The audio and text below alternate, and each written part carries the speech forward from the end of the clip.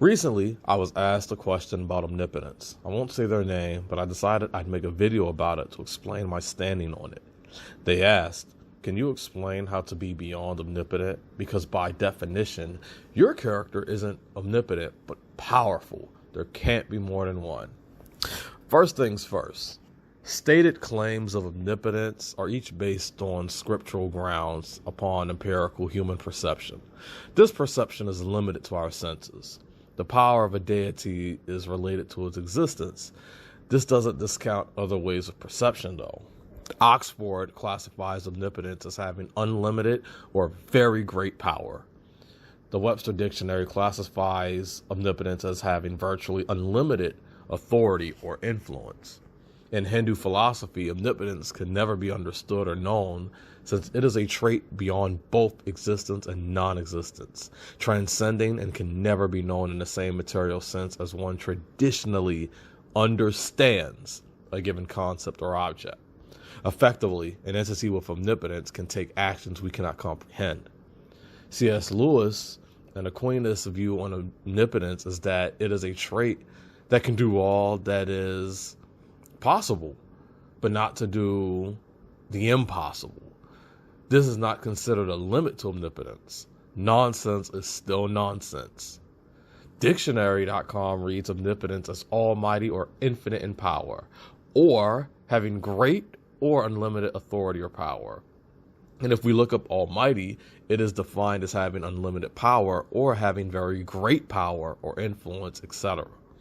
Vocabulary.com describes omnipotence as something frequently used for deities, but can apply to any exaggerated description of power.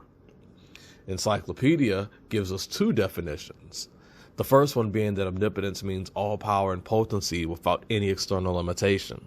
It is the power to do all possible things that are not contrary to the user's will and knowledge. The other definition is that omnipotence is an act of potency. One with omnipotence controls the dominion over all things outside itself, which said being has brought into existence and which said being holds in existence. Plato Stanford classifies omnipotence as maximum power and perfection, but also as paradoxical.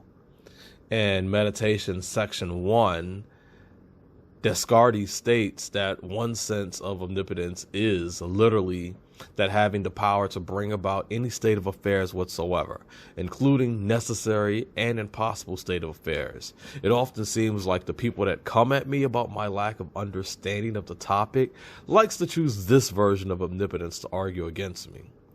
Earl Coney had his thesis in 1991 that defended this view I just said about omnipotence, basically saying that it's the power to bring about any state of affairs whatsoever.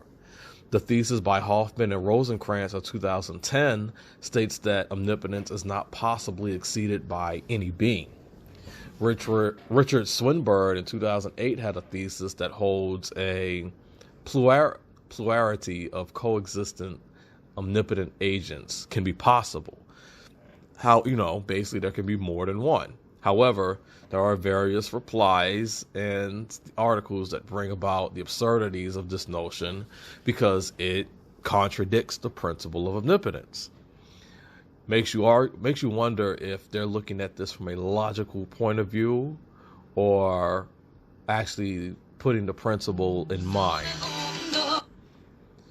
Ultimately, when you bring up omnipotence, whether you are trying to explain, assign, or reject omnipotence on grounds of logic, you automatically lose the value of the thesis at hand, since being omnipotent in certain scenarios would mean that the omnipotent being is above logic.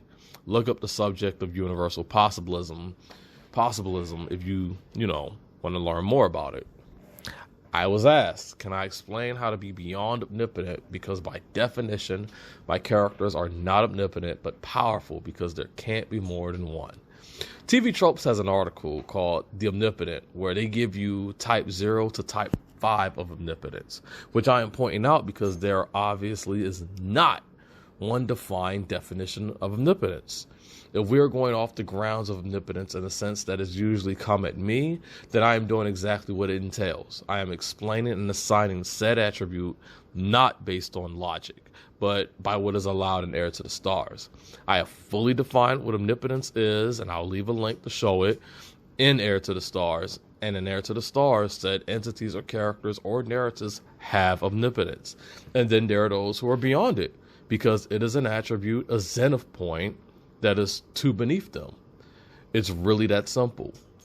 Just because it does not fit your accepted perspective of definition of it, does not make it false within Heir to the Stars.